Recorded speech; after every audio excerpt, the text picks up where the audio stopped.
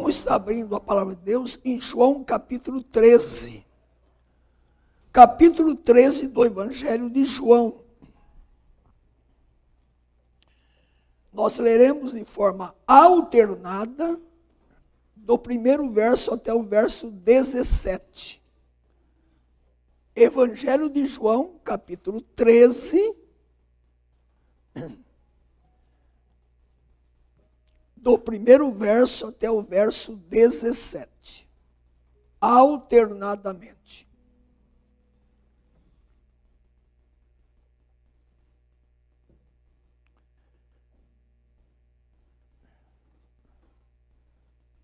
Ora, antes da festa da Páscoa, sabendo Jesus que era chegada a sua hora de passar deste mundo para o Pai, tendo amado os seus que estavam no mundo, amou-os até ao fim. Durante a ceia, tendo já o diabo posto no coração de Judas Iscariotes, filho de Simão, que traísse a Jesus. Sabendo este que o Pai tudo confiara às suas mãos, e que ele viera de Deus e voltava para Deus,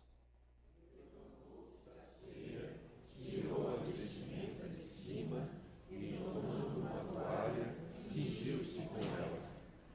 depois deitou água na bacia e passou a lavar os pés aos discípulos e a enxugar-lhes com a toalha com que estava cingido. Aproximou-se, pois, de Simão Pedro, e este lhe disse: Senhor, tu me lavas os pés a mim? Respondeu-lhe Jesus: o que eu faço não o sabes agora, compreendê-lo-ás depois.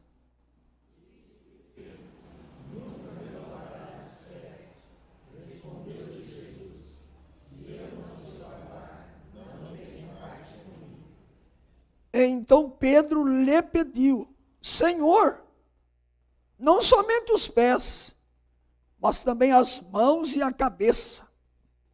Declarou-lhe Jesus: Quem já se banhou não necessita de lavar senão os pés.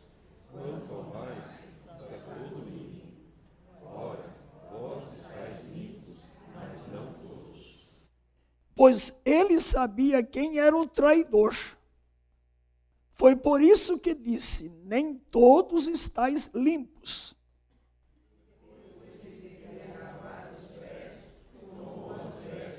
E voltando à mesa, perguntou-lhes: Compreendeis o que vos fiz? Vós me chamais o Mestre e o Senhor, e dizeis bem, porque eu o sou. Se eu, sendo o Senhor e o Mestre, vos lavei os pés, também vós deveis lavar os pés uns dos outros. Porque eu vos dei o exemplo, para que como eu vos fiz, façais vós também. Em verdade vos digo que o servo não é maior do que seu Senhor, nem o enviado maior do que aquele que o enviou. Ora, se sabeis estas coisas, bem-aventurados sois se as praticardes. Oremos. Pai, nós te agradecemos por esta manhã, por esse tempo de estarmos na tua casa de oração, pela tua palavra que abrimos e lemos, e vamos agora estar nos debruçando sobre ela e aprendendo dela, para que através do teu Santo Espírito tu trabalhes em cada um de nós, para que nós cresçamos no propósito de vivermos para a tua glória e de te servirmos com alegria e fazermos tudo, ó Deus, quer seja na igreja, na família, na sociedade, seguindo a cada dia os passos do nosso Salvador e Mestre Cristo Jesus. Que através desse texto nós sejamos lembrados de verdades importantes para a nossa caminhada cristã. Assim nós oramos em nome de Jesus. Amém. Os irmãos que estão aguardando podem entrar, por favor.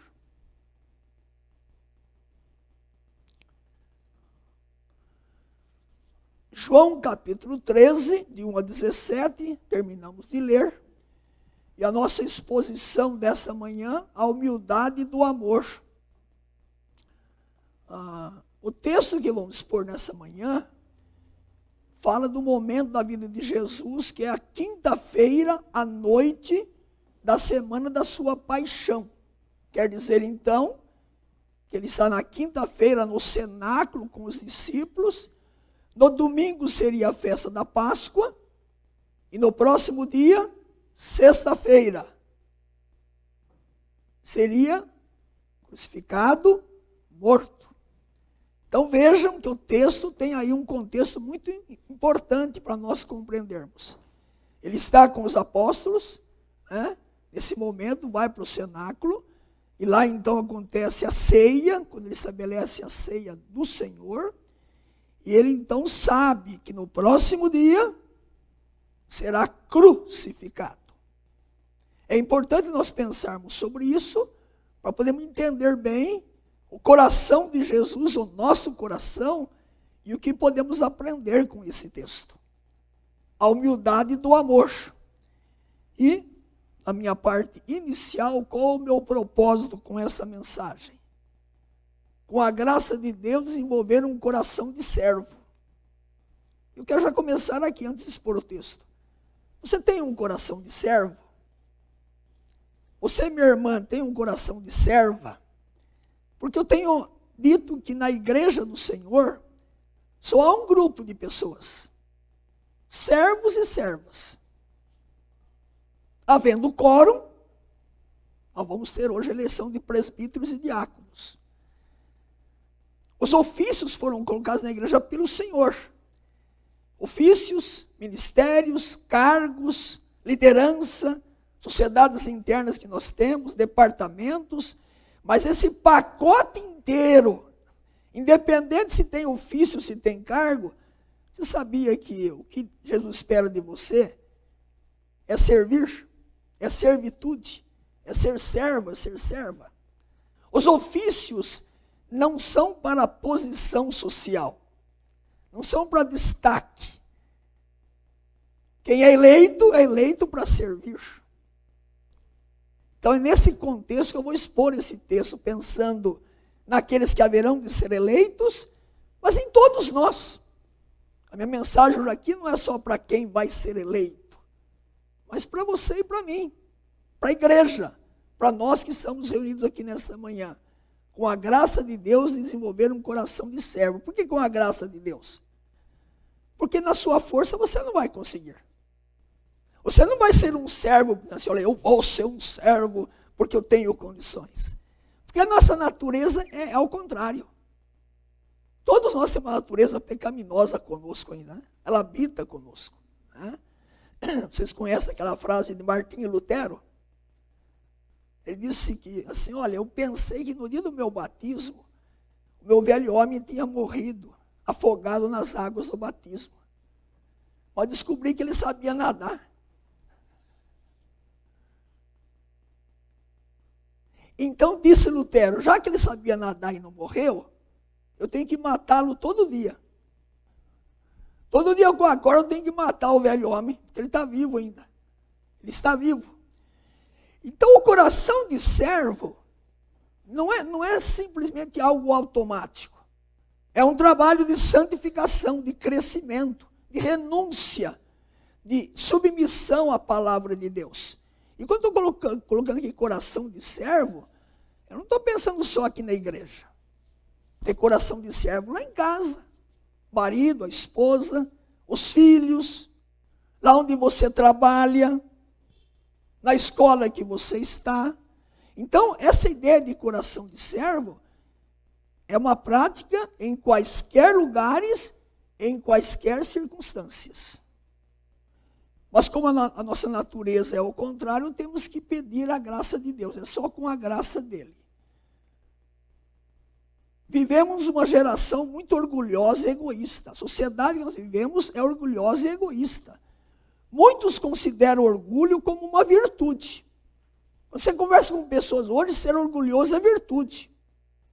Muitos veem a humildade como uma fraqueza. Você é um fracote. Você é muito humilde. Aquilo que é uma virtude virou fraqueza. E aquilo que é uma invirtude virou virtude. Ser orgulhoso, prepotente. A preocupação egoísta tem penetrado até na igreja. A igreja não está a escape de pessoas prepotentes, orgulhosas, soberbas. Né? Os crentes orgulhosos, eu sou mais espiritual do que você. Já começa por aí. Há pessoas que categorizam crentes. Primeira categoria, os mais espirituais. Os que cada piscada que dão tem uma visão, uma revelação. Então são os espirituais. Né? O outro não, o outro é humilde, obedece a palavra. Então vejam, até na igreja pode acontecer. Cresce no cristianismo moderno a ênfase no orgulho, nas estrelas. Aqueles que são estrelas na igreja. Né? Há uma nova religião de egocentrismo, orgulho e até arrogância. Parece uma nova religião hoje. Jesus ensinou repetidamente contra o orgulho. É só ler a parábola do fariseu e do publicano. O fariseu cheio de si, prepotente. Eu sou bom demais. Eu sou o melhor religioso da terra. E não sou nem como esse publicano aí. Um desgraçado ladrão. O que Jesus disse para aquele fariseu, ou na ideia da parábola? Aquele publicano disse, sê propício a mim, pecador. E disse Cristo, esse saiu de lá justificado. O outro não. E termina a parábola do fariseu e do publicano, porque todo aquele que se exalta será humilhado. E todo aquele que se humilha será exaltado. Então Jesus confrontou sempre os fariseus pelo orgulho e pela prepotência. Com a sua vida, com o seu ensino, ele exaltou constantemente a virtude da humildade. Em nenhum outro lugar isso fica mais claro do que no texto que eu vou expor nessa manhã. Então vamos para a exposição do texto. Primeira coisa que o texto nos ensina, ele nos amou até o fim. Veja aí o verso 1. Lições que aprendemos nesse tema, a humildade do amor.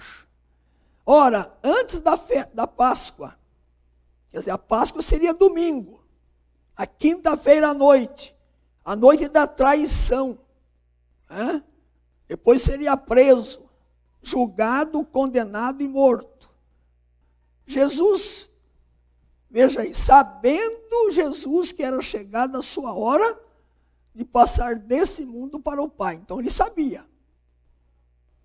Ele tinha 100% de homem e 100% de Deus. Então ele sabia que ia ser traído, julgado, condenado, morto, crucificado e morto. Ele sabia que estava chegando a hora dele.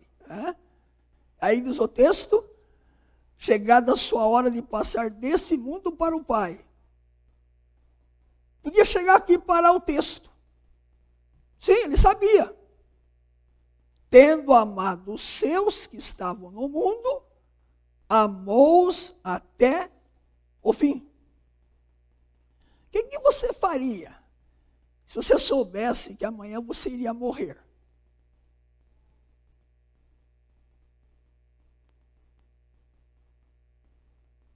Você iria pensar nos outros? É um bom exercício, né? Se eu soubesse que amanhã, às 15 horas, você ia partir para a glória. Ele sabia que ia morrer, mas não está pensando nele, no sofrimento dele, na angústia que ele ia passar, no julgamento injusto que ele ia passar. ou nos julgamentos, né, que ele ia passar. Ele está pensando em você e em mim. Ele está pensando nos eleitos, nos salvos, nos filhos de Deus, naqueles que estavam com ele, os apóstolos, e em todos que haveriam de crer depois, porque João 17, que é a sua oração sacerdotal, ele diz exatamente: eu oro por esses e por todos aqueles que haverão de crer em mim. Então ele pegou o pacote inteiro. Ele está dizendo: vai amar até o fim. E esse fim é amor sacrificial. É amor de morte. Morte na cruz em nosso lugar. Ele nos amou até as últimas consequências. Uma grande lição. Somente a absoluta humildade pode gerar o amor absoluto. E lá em 1 Coríntios 13, 5, Paulo fala que o amor é altruísta, é doador. A grande virtude do amor é a humildade. Porque a humildade do amor que o prova e o faz visível. E lá Paulo diz que o amor não busca o quê? Seus próprios interesses. Jesus não procurou o interesse dele, a tranquilidade dele. Ele estava ali sabendo que ia ser traído, julgado, morto, mas está pensando em nós. Temos que amar as pessoas, amar ao próximo, de tal forma que nós vençamos o nosso egoísmo, né? O nosso orgulho. Então, a primeira lição que podemos aprender aqui é que a humildade conduz ao amor, e o amor tem que ser com humildade. As duas coisas caminham juntas. Amor, humildade, humildade e amor. A humildade do amor. Essa é a primeira lembrança importante do texto que lemos. Vamos para uma segunda ideia. O amor que é real é expresso em ação, não apenas em palavras. Então, amor e ação. Não, amor não é só emoção. Né? Muitos acham que o amor é só emoção. Né? É só ter um coração cheio de emoção. Não, o amor leva ação. Não é só emoção. Tem também emoção. Né? Às vezes não tem nem emoção, né? Só ação. Mas veja então que o amor de Cristo foi a humildade do seu amor, mas também levou a uma ação. Ele se entregou por nós. E o apóstolo Paulo, lá em Efésios, quando fala de marido e esposa, ele compara, inclusive, lá a igreja e Cristo, né? O marido tem que amar a esposa como Cristo amou a sua igreja e se entregou por ela. Ou Cristo vai dizer também: ninguém tem maior amor do que este, de dar a própria vida. Ele deu a própria vida pelas suas ovelhas. Então o amor desemboca em ação, não apenas em discurso. Fala: eu amo você. Tá bom, é bom falar. Uma expressão mais comum, usa o T do que o A. Normal seria: eu a amo, eu amo. Mas está tão comum: eu te amo, né? Ou já convencionado, segunda pessoa aí, é T. Eu te amo. Mas tá bom. Mas esse eu te amo leva a ação ou só verbalização? Então vejam que o amor verdadeiro tem que levar a ação. Né?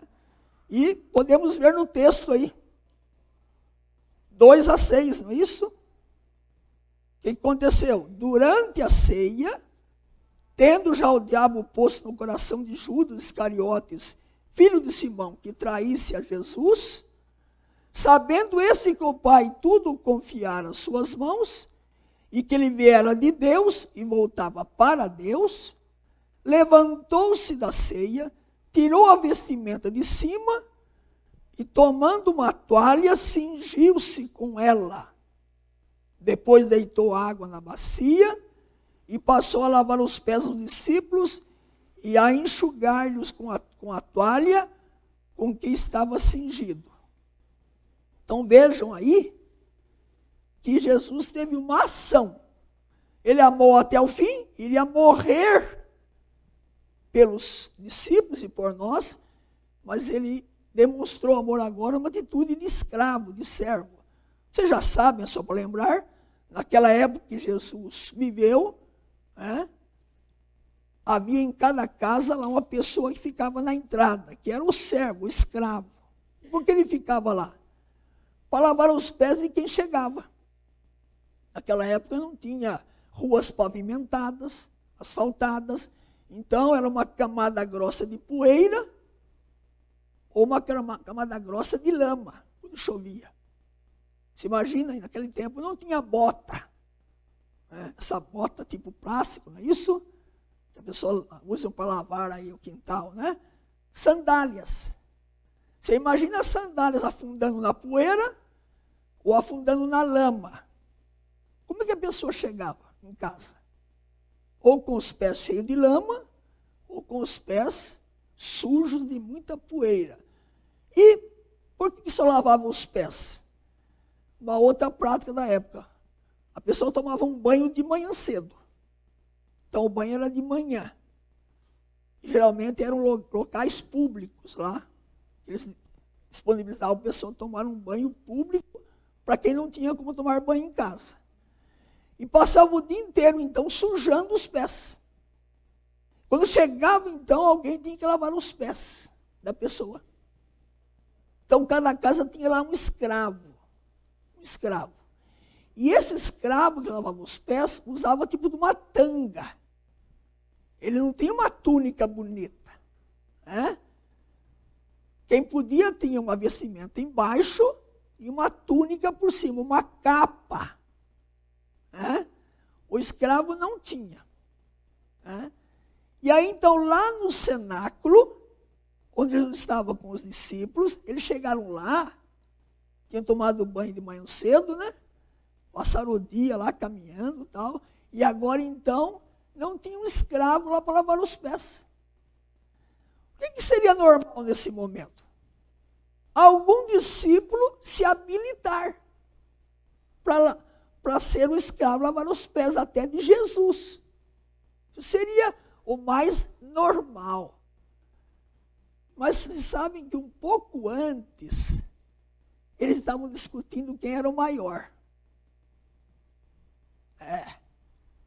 Eles discutiram entre eles quem vai ser o maior aí no reino. Estavam pensando que Jesus seria o quê? Um político, o Messias político. Então estavam discutindo quem era o maior entre eles. Como é que está discutindo quem é o maior? Vai querer ser escravo? Não vai. E aí quem que se habilitou então para fazer o serviço? Jesus. E aqui já começa uma coisa muito importante. Ele tirou a capa, tirou a túnica e pegou uma toalha e amarrou. Por que ele fez isso? Porque o escravo tinha uma tanga, uma vestimenta rude, e tinha que ter uma toalha amarrada para quando chegasse alguém lá, bacia com água, lavar os pés e enxugar. Aqui tem uma primeira lição já no texto. Jesus não só tirou a capa agora, a túnica, e ficou com a roupa de baixo, mas eu sou um escravo aqui. No meio de vocês eu sou um escravo, um servo. Mas quando ele deixou a glória dele, deixou o céu, toda a sua glória, ele não veio a este mundo, não se humilhou. Vocês conhecem o texto de Filipenses 2? Que ele, sendo o próprio Deus, não teve usurpação ser igual a Deus, mas ele se esvaziou. E diz o texto lá de Filipenses 2, que ele assumiu a forma de quê? De servo. E servo tão obediente até a morte, e morte de cruz. Esse tirar a capa, a túnica, pode nos lembrar também um aspecto teológico. Ele deixou a sua glória como Senhor absoluto, soberano, Criador do universo, e vestiu a roupa humana, se encarnou, assumiu esse corpo humano. E agora então esse Jesus deixou toda a sua glória. Agora tira a sua túnica roupa, mas já tem tirado a sua túnica de glória. e agora vai servir os discípulos. Ele lava os pés dos discípulos. Que ação, né? Ele não só disse, eu amo vocês. Ele ia provar com a morte, ele amava de fato, e está provando aqui com uma atitude, com uma ação. Lavar os pés dos discípulos. O amor real é expresso em ação, não apenas em palavras. Se você quiser abrir comigo no texto de 1 João lá, é um texto bem conhecido, 1 João 3,18, João estava ali, no dia, não é isso? O que João escreveu mais tarde? Muitos anos depois, veja o que João escreveu, o apóstolo João.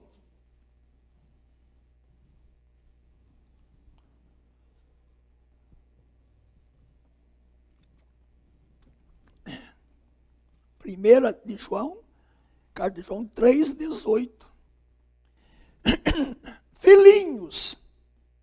Filhinhos, ele já era idoso, né? Aquele que foi o homem bravo, não é isso?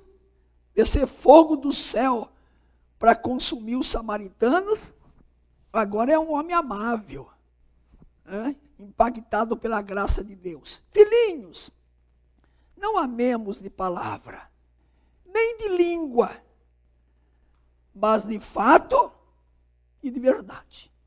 Então vejam que João aprendeu a lição.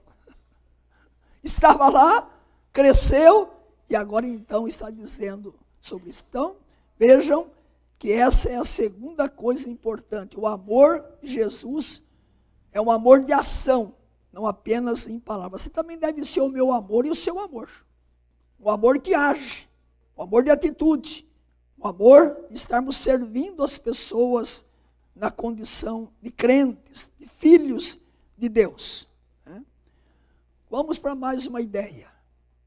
O ensino sobre a regeneração e a santificação. O texto é muito importante e muito assim profundo esse texto. Então Jesus amou até o fim, demonstrou seu amor lavando os pés e fez escravo ali no meio dos apóstolos.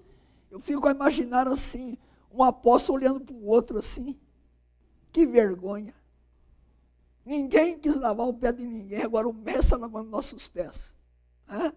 Um olhando para o outro assim, nossa. Como a gente diz assim, que mancada, né? Que cochilo nós demos. Que enrascada nós entramos aqui, né? E aí Pedro, comigo vai ser diferente. Pedro tentou consertar o problema, mas piorou mais. Tentou consertar, mas veja o que aconteceu aí. Veja a sequência do texto aí, agora que lembra aí uma lição de regeneração e santificação. Né? Veja aí o verso 6.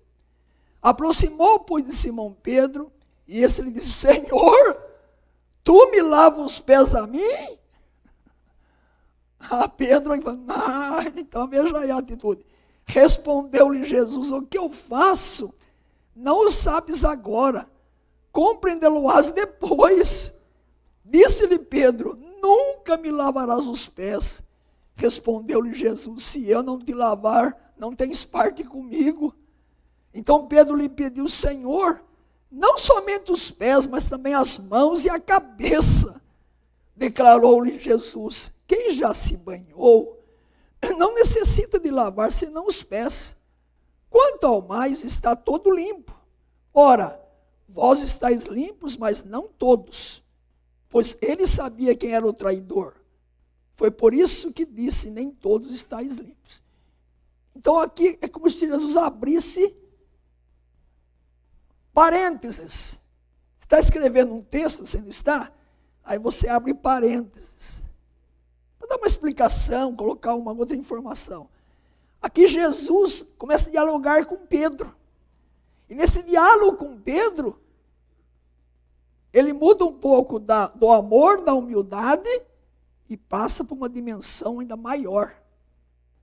Eu não falei que a pessoa tomava banho de manhã cedo, e depois só lavava os pés quando chegava em casa? Jesus toma esse costume da época, Assim como a pessoa que tomou banho, precisa tomar banho mais, né? Mas só lava os pés, a pessoa que já teve a purificação espiritual, já teve a regeneração, já está salva, não precisa tomar banho completo mais. E a obra que ele ia fazer na cruz era exatamente, olha, eu vim para dar salvação, regeneração, mudança de vida. Então Jesus abre, Pedro, quem já se banhou na graça, quem já foi regenerado, quem já tem uma nova natureza, não precisa mais tomar banho completo, é só lavar os pés. Ele pega o hábito da época para dar uma lição espiritual, teológica, profunda, para nós. É a mesma coisa. Né?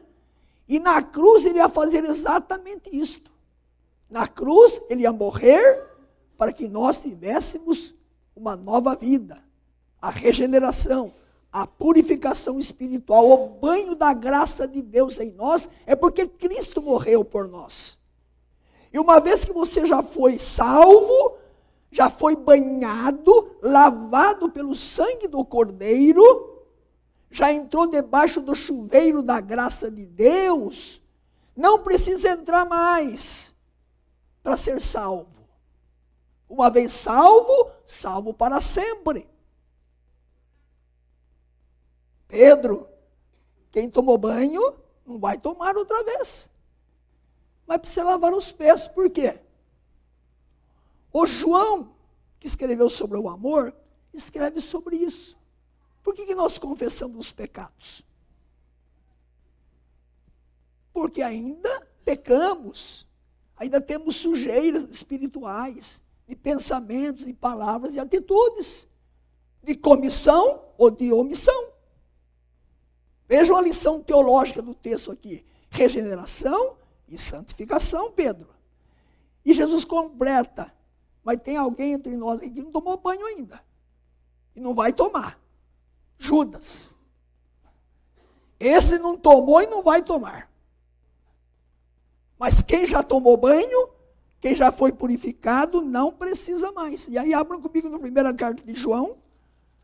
Primeira carta de João, quando João vai falar exatamente disso. Que nós precisamos o quê? Sempre que pecamos, precisamos lavar os pés, pedir perdão a Deus. 1 de João, capítulo 1, verso 9. 1 de João 1,9, um texto bem conhecido, né? Mas é bom lembrá-lo nesse momento. 8 e 9, né? Se dissermos que não temos pecado nenhum, a nós mesmos nos enganamos, e a verdade não está em nós. Se confessarmos nossos pecados, Ele é fiel e justo para nos perdoar os pecados e nos purificar de toda injustiça. Então, do ponto de vista da nossa salvação, em Cristo nós estamos salvos, limpos. Mas você deve lavar todos os dias os pés, à medida que você anda pelo mundo e fica com os pés cheios de poeira. O mundo que nós vivemos, ainda nós estamos sendo contaminados, ainda pecamos. Então esta é a ideia da regeneração e da santificação. E a última coisa da minha exposição, o desafio da humildade, 12 a 17. Depois de ter lavado os pés, tomou as vestes e, voltando à mesa, perguntou-lhes: compreendeis o que vos fiz? Vós me chamais o mestre e o Senhor, e dizeis bem, porque eu sou. Ora, se eu sendo o Senhor e o mestre, vos lavei os pés, também vós deveis lavar os pés uns dos outros. Porque eu vos dei o exemplo, para que como eu vos fiz, façais vós também. Em verdade vos digo que o servo não é maior do que o seu senhor, nem o enviado maior do que aquele que o enviou. Ora, se sabeis essas coisas, bem-aventurados sois se as praticardes. Aqui Jesus não estava instituindo para a igreja o ritual lava-pés. É bom que fique bem claro isso. Aqui não é a instituição da cerimônia lava-pés na igreja. Eu não creio assim. E a Bíblia não dá margem para isso. Ele tomou aquele costume da época para dar esse texto maravilhoso, esse ensino, para dizer o seguinte: eu estou aqui para servir, e você também. Então a lição aqui é o desafio da humildade para servir em amor. Você pode lavar os pés de alguém sem amar e sem servir, só para aparecer.